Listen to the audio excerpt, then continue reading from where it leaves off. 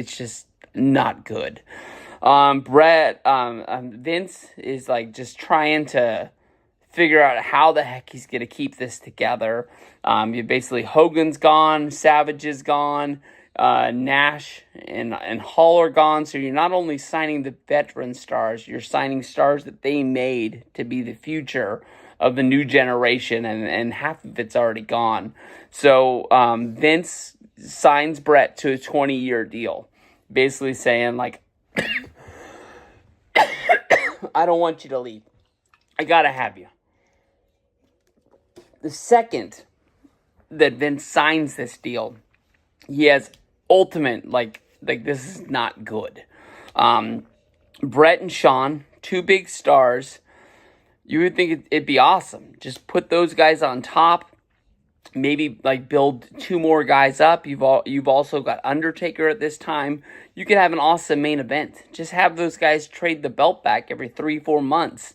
Build up big shows for that. And Bret and Shawn's going to be able to be a big match that is going to give you 30-35 minutes on a pay-per-view that you can do it. But the biggest thing about Bret that I see in his character and his person, and it's a good thing, he's one of the best there is out there. He's one of the best. It's just, I have a hard time with Hulk Hogan separating Hulk Hogan and Terry Bollea.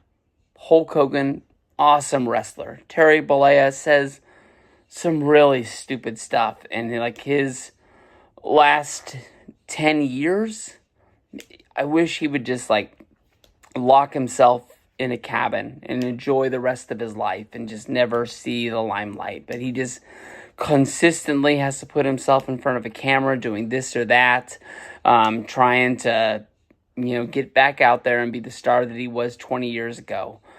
Bret, I see, is a lot like that. Bret, I think, has a hard time separating what he did back in the day and what he kind of still thinks he could do. I think that he has a big thing where he doesn't understand why he's not in Triple H's spot. But Bret kind of acts like everything he did in the wrestling business is real, and I think Shawn didn't like that.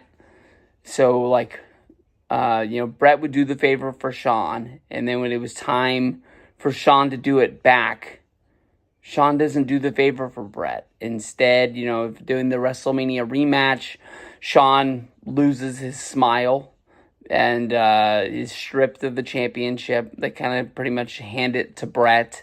Bret has to go out there, fight a different match, when Bret and Shawn would have been great, but just they couldn't coexist. They're fighting backstage at Monday Night Raw, pulling each other's hair, and it's killing the mood of the company. It's almost like Gang Wars of 1997 was like really what was going on backstage. Everybody was clicking up. It didn't matter if you were with DX, you were with the Nation, you were with the Hart Foundation. Everybody had a side to this war, and it was pulling everybody apart. And if he's not doing jobs, why do I gotta do jobs? And they had to find a way to fix this. That leads us all to Montreal. Bret is basically shown his contract, shown that there's stipulations in this contract where Bret could go to WCW. There's the like how they do like players contracts in like baseball, basketball. There's player options. Bret's contract has Bret the Hitman Hart options, and basically like if he doesn't think that he's making enough money, he can go to WCW. He can ask for a deal, and if it's more than what Vince is willing to pay, he can go. He's a free agent. So Bret goes to WCW and Eric Bischoff, and he negotiates a deal that he's going to sign, I believe, November 1st of 1997. And before that, they have Survivor Series, and they're going to do Bret versus Shawn. Bret the Hitman Hart comes into Survivor Series as the champion. They need to find a way to get the belt off him, and Bret starts making excuses. He can't lose to Shawn. He wants to lose to Ken Shamrock. He wants to lose... I know Ken Shamrock was the biggest one. He wanted to lose the Undertaker. He wanted to go, have some sort of a smoz finish with a disqualification, and then he would walk to Monday Night Raw and he would do a clean job. He doesn't want to lose the title in Canada. Excuse after excuse, thing after thing. Things that Bret the Hitman Hart did a lot of good for the WWF. I really think that Vince should have listened to Bret. I think that I think he might have thought that Bret's career, for the most part, was done. But he should have seen that maybe he can go to WCW, make a lot of money, and then for the twilight of his career, maybe find a way to come back, whether if it's as like an aging star, whether if it's as an announcer, or whether if it's a manager. He had done a lot, and he has the skills that he could do a lot in wrestling if he wanted to do it. Vince really takes the side of Shawn and starts to listen to Triple H, and Triple H is saying that if he doesn't want to do business, we got to do business for him. We've talked about this 1,000 times, but they go in the ring, they put the sharpshooter on. Bret loves to say that Shawn didn't do it right and he had to fix it.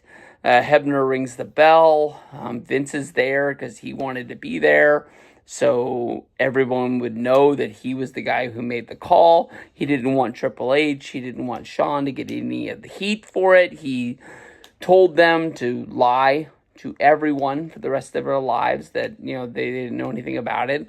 That lasted roughly, I think Shawn Michaels did a shoot interview I think he lied in his RF video shoot interview that he did in the late 90s. I think it was an episode of the Spike TV Confidential. I think is when they had Shawn Michaels come out and said that he knew about it. And it wasn't until I think like the McMahon documentary where Triple H came out and said that he was the one that had the idea to screw him over. I think that Jim Cornette likes to think that he came up with the screw job in the booking meetings. Maybe it was a couple people that said the same thing, and Vince finally took the idea and ran with it. But I knew it was coming because of all the stuff. But when I saw the Wendy Richter stuff at the start of the episode, I was kind of thrown. Especially how we went backwards in time in the documentary.